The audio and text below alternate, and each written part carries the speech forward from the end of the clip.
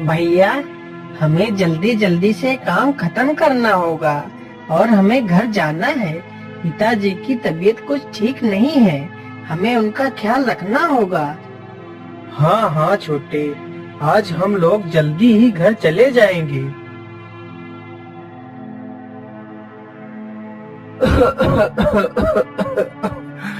बेटा, मुझे लगता है अब मैं कुछ दिन का ही मेहमान हूँ। बेटा, मेरे न रहने के बाद तुम लोग मेरी चारपाई के नीचे जमीन में 2 सोने के घड़े रखे हैं। तुम लोग उन दोनों घड़ों को खोदकर आपस में बांट लेना। ये बात बोलते बोलते ही सुखीराम की मृत्यु हो जाती है। फिर चारों लड़के अपने पिता का अंतिम संस्कार करते हैं। चलो भैया, अब हम लोग वो सोने के घड़े खोद लेते हैं और आपस में जल्दी से बांट लेते हैं।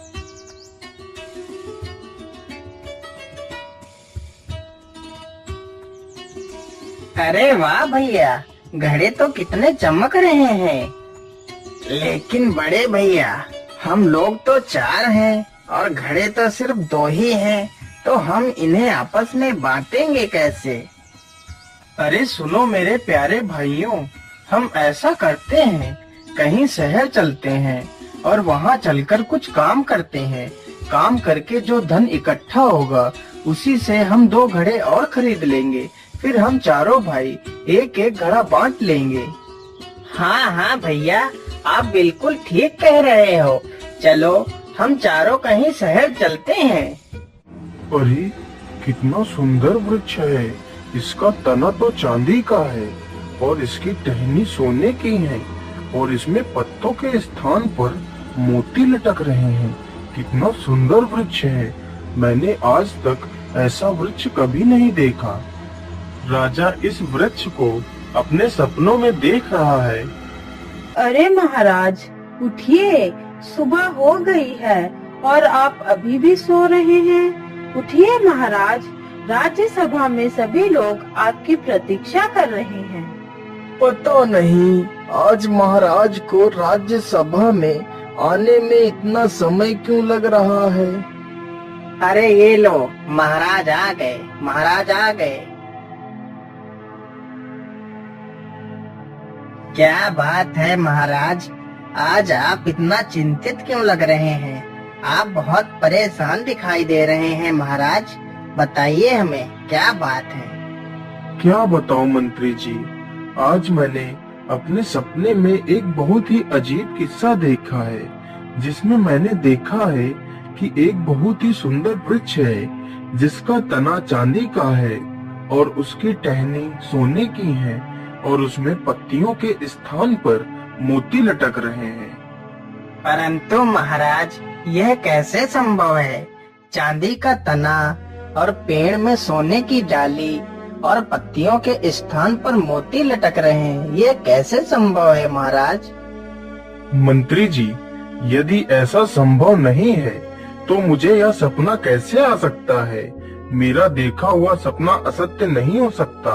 वह वृक्ष कहीं ना कहीं तो अवश्य है, तभी मुझे वह वृक्ष सपने में दिखाई दिया।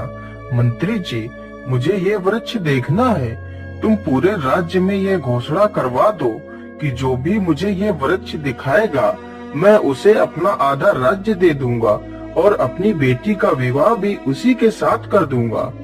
सुनो सुनो सुनो, हमारे राजा को जो भी इंसान उनके सपने में दिखा सोने चांदी तथा मोतियों से बना वृक्ष दिखाएगा, राजा उसे अपना आधा राज्य व अपनी बेटी का विवाह उसी के साथ कर देगा। तभी उसी गांव से वह चारों भाई गुजर रहे थे।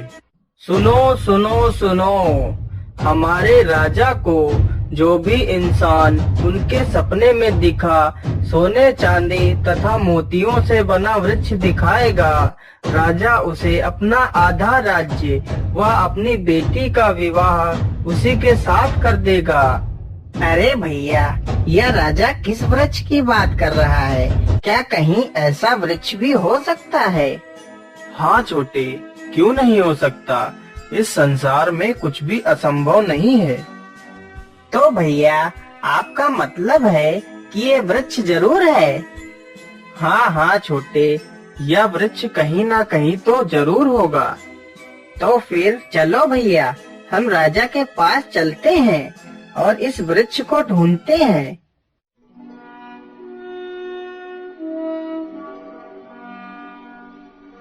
अच्छा, तो तुम लोग मुझे वह वृक्ष दिखा सकते हो?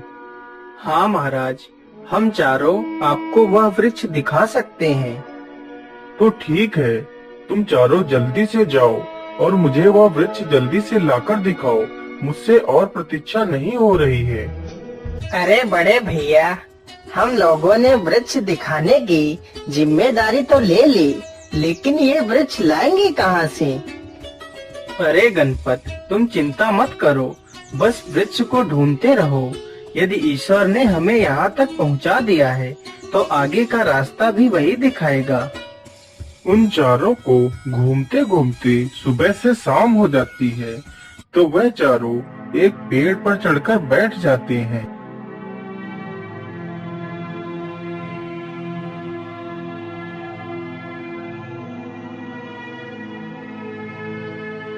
अरे ये क्या? ये तो एक मणिधारी सर्प लग रहा है। अरे भैया, उधर देखो, उधर तो देखो जरा, उधर एक मणिधारी सर्प है। आज मैं इस सर्प को नहीं छोड़ूंगा। आज तो मैं मणि हासिल करके ही रहूंगा।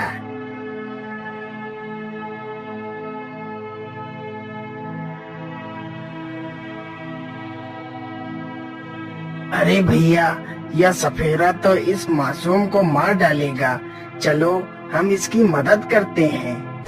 अरे छोड़ दो इस सर्प को, नहीं तो तुम्हारा सिर तुम्हारे धड़ से अलग कर देंगे। नहीं नहीं भैया, मुझे मारना मत, मैं इस सर्प को छोड़ देता हूँ। फिर सपेरा उस सर्प को छोड़ देता है और वहाँ से भाग जाता है। तभी वह सर्प एक इंसानी रूप धारण कर लेता है। हे वीर कुमारों, आप कौन हो जिसने मेरी जान बचाई है? नहीं तो आज ये सफेरा मेरी मणि के लिए मुझे मार ही डालता। हे नागदेव, हम चारों भाई हैं और हम लोग किसी उद्देश्य के लिए इधर उधर भटक रहे हैं। अच्छा ठीक है, मैं आप लोगों से बहुत प्रसन्न हूँ। चलो मेरे साथ चलो, हो सकता है कि मैं आपके कार्य में कुछ आपकी मदद कर सकूं।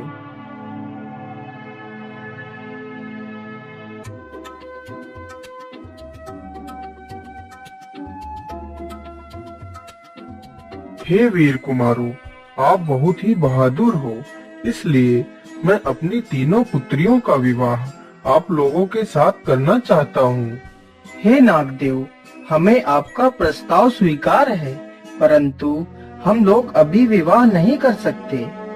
लेकिन तुम लोग विवाह क्यों नहीं कर सकते? इसका क्या कारण है? हे नागदेव, हम लोग बाहर एक बहुत ही जरूरी उद्देश्य के लिए आए थे।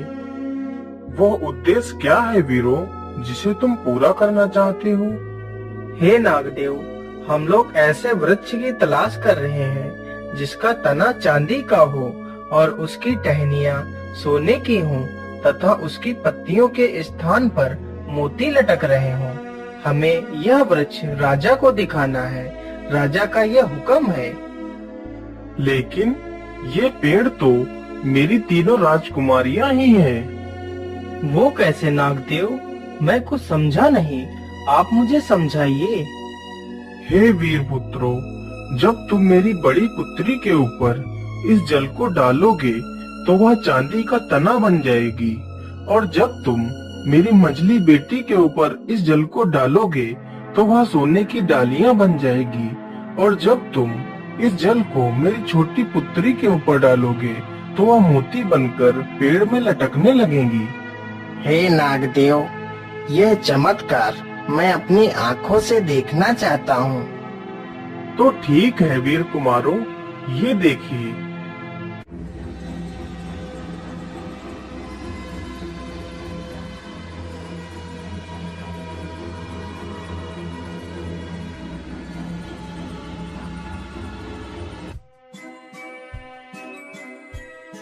अरे वाह भैया, यह तो सचमुच का एक सुनहरा पेड़ बन गई है।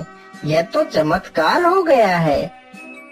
लेकिन नागदेव, हमें इस पेड़ को वास्तविक रूप में लाने के लिए क्या करना होगा?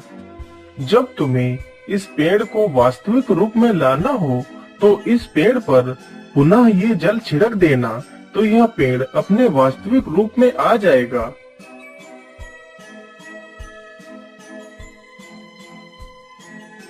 फिर उन चारों भाइयों में से 3 बड़े भाइयों ने उन नाग कन्याओं से विवाह किया।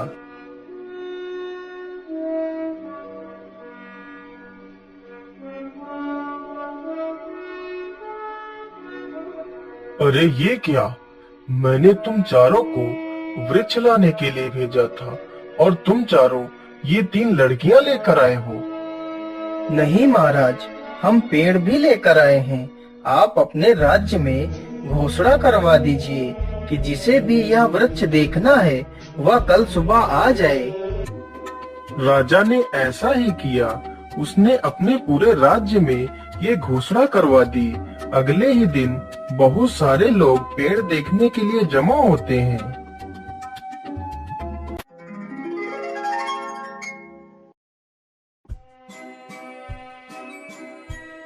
अरे बाप रे बाप, यह तो सच में एक सोने का पेड़ तैयार हो गया है।